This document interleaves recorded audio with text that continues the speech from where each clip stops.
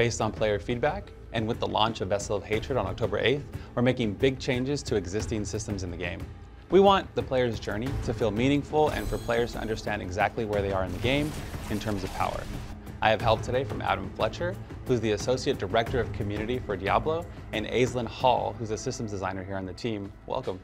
Aislinn will be answering some questions we picked out from social media, so thank you, community, for submitting these questions. Let's jump right into it. World tiers are gone.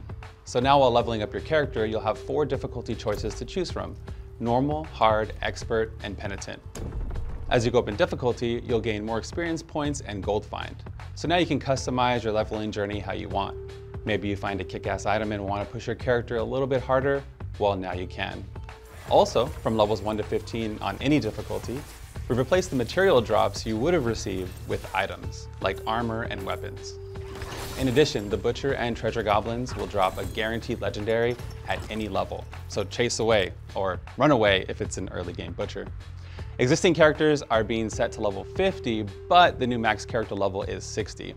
With this, players are gaining 10 more skill points, opening up even more build possibilities. And you're able to put points into ultimate abilities now, giving them an even greater impact. We'll talk about Paragon later on in this video, but also at level 60, the pit opens up, and pit progression is how you're going to unlock the endgame difficulties. We're calling them Torments 1, 2, 3, and 4. To unlock Torment 1 difficulty, you'll need to clear a pit level of 20, either solo or in a group. For Torment 2, it's pit tier 35. For 3, it's pit tier 50, and for Torment 4, it's level 65.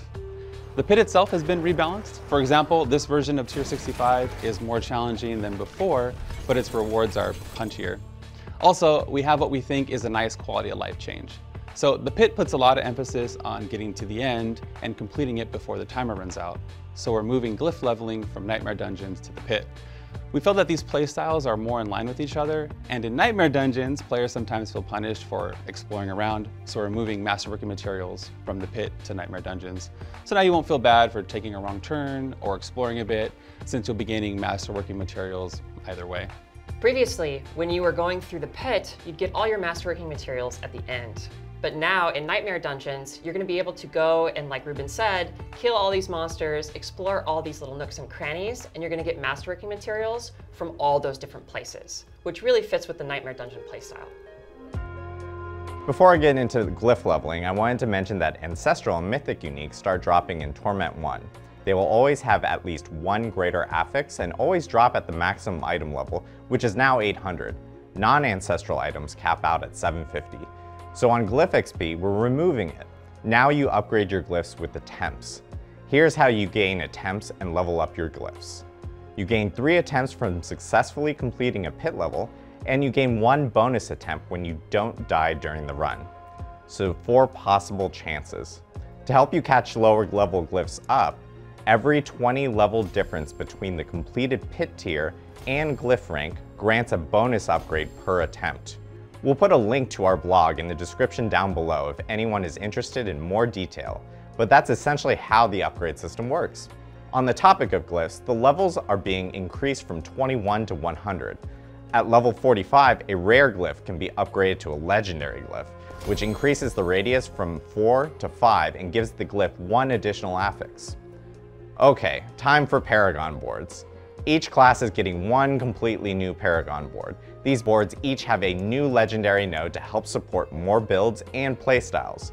With legendary glyphs and new powers coming in, we've decided to reduce the amount of Paragon boards you can use to 5, including the starter board, which helps to make your choices more important and helps your build come online faster, since you won't have to link so many things together for it to function. Paragon levels are also being increased from 200 to 300, but players will all get the build-defining parts of Paragon at around 200. So from there, it's about getting rare and magic nodes, which are much more incremental in power, so you don't have to feel bad if you're not hitting Paragon 300. Basically, players can get what they absolutely need first for their build, then grab other nodes they might find useful. With so many Paragon levels to earn, they now apply realm-wide, so this level is now shared across characters within respective standard and hardcore partitions once your character hits max level. For example, a new season starts up and you make a seasonal character. After reaching level 60, you will start earning Paragon levels. Let's say you eventually make it to Paragon level 200. Now when you make an additional seasonal character within the season, you'll be able to tap into your current seasonal paragon level of 200 once that character hits max level. Seasonal Realm Paragon resets every season. However, all the earned Paragon XP will be added to your current Eternal Realm Paragon when the season ends. That was great, Adam. Thank you for the rundown. One extra thing I want to chime in with is that those additional 100 Paragon points are intended to be icing on the cake for your build. The first 200 points are intended for your character to become well-defined, and then the extra 100 is just a bit of extra fun you can have in the world of Sanctuary. Aislinn, let's pick your brain a little bit more. We have some community questions from that social post I mentioned earlier, so let's get into it. Kang Jiang asks, what are our plans for visual clarity during dungeons or any activity really? So we know we get a lot of feedback on Red and Helltides, and so something that you might notice in the Helltides is that we've adjusted the lighting. This is something that we want to improve on in all activities in the game, so you'll see more improvements in the future. Dallas says, what's the plan for masterworking materials in Stygian stones come Season 6? Should players use or convert these before then? Players won't need to worry about converting these before Season 6. In Season 6, we're going to have systems in place that allow you to convert your masterworking materials into the new masterworking material that you'll need to upgrade your gear. Additionally, in Season 6, Stygian stones won't be needed to summon tormented bosses anymore, but because of that, we're going to be increasing the sell price of them so that you can get a hefty amount of moolah.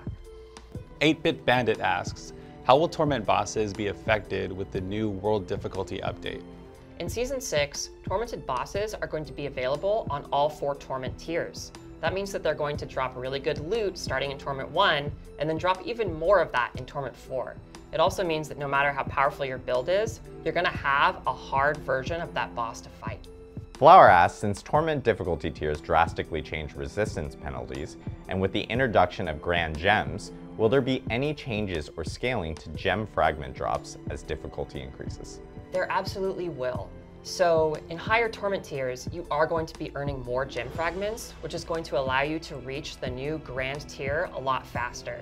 So buff up your build so that you can get to the higher gem tiers as quick as you can. James Cossins asks, when the expansion comes out on October 8th, will I be able to create a Spiritborn, go through the whole main quest line with Lilith, and then progress through Vessel of Hatred? Absolutely. So we want you to be able to experience any element of the game's story on any character, and the Spiritborn is no exception. If you'd like to start a new Spiritborn, play through the original campaign, and then go through Vessel of Hatred, you're totally within your rights to do that. Thanks again, Aislinn, for answering all these wonderful questions. That's going to be all for us today. We really appreciate you watching, and we're excited for the launch of Vessel of Hatred. There will be additional links to our blogs in the description below. We'll see everyone in Nahatu.